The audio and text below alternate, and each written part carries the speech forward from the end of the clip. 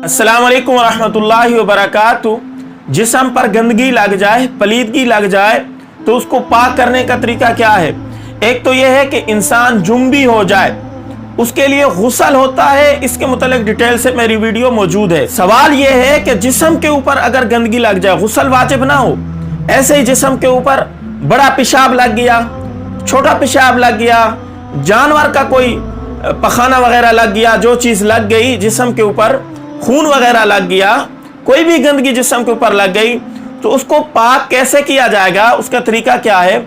कुछ अहबाब ने ये मुझसे काफ़ी अर्सा पहले पूछा था। देखें मोहतरम, जिस्म के ऊपर किसी भी हिस्से के ऊपर गंदगी लग गई है तो जिस्म का वही हिस्सा धोना चाहिए। उसके धोने का तरीका यह है कि पहले एक दफ़ा आप पानी बहाएं, अच्छी तरह उसको मलें, धोएं, फिर दूसरी दफ़ा उसके ऊपर पानी बहाएं, अच्छी तरह मलें, धोएं उसको, फिर तीसरी मरतबा अच्छी तरह उसको धोएं, मलें, तो इंशाल्लाह ये जगह पाक हो जाएगी। ये 3 दफ़ा धोना आसान अमल है, अच्छा अमल है। इससे होगा ये कि आपकी बिल्कुल तसल्ली हो जाएगी कि अब गंदगी के कोई ज़र्रात वगैरह नहीं रहे। वगरना एक ही दफ़ा अगर धोने से अच्छे तरीके से आप धो लेते हैं, गंदगी साफ़ हो जाती है तो वो जगह पाक हो जाएगी। लेकिन मुस्ताहब और अफजल और बेहतर ये है कि आप उस जगह पे 3 दफ़ा पानी बहाएं।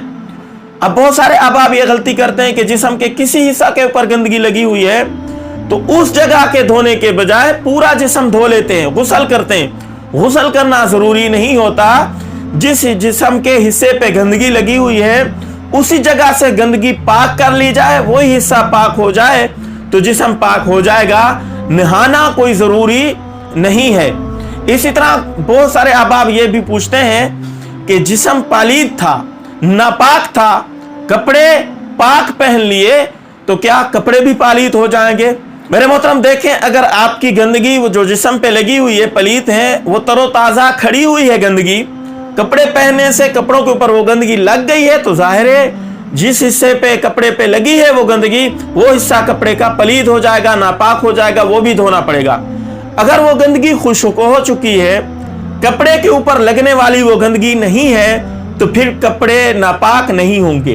आमतौर पे ये वो लोग पूछते हैं जिनको एहतलाम हो जाता है, उन्होंने कपड़े और पहने होते हैं, फिर वो गंदगी मनी वगैरह जिस्म पे खुश्क हो जाती है, फिर वो कपड़े गंदे जो हैं वो उतार देते हैं, साफ कपड़े बगैर गुस्ल के ऊपर पहन लेते हैं, समझते ही हैं कि ये कपड़े पलीद हो गए हैं, हालांकि वो पलीद नहीं होते जब तक उनके ऊपर कोई गंदगी के आसार कपड़ों के ऊपर ना देखे जाए।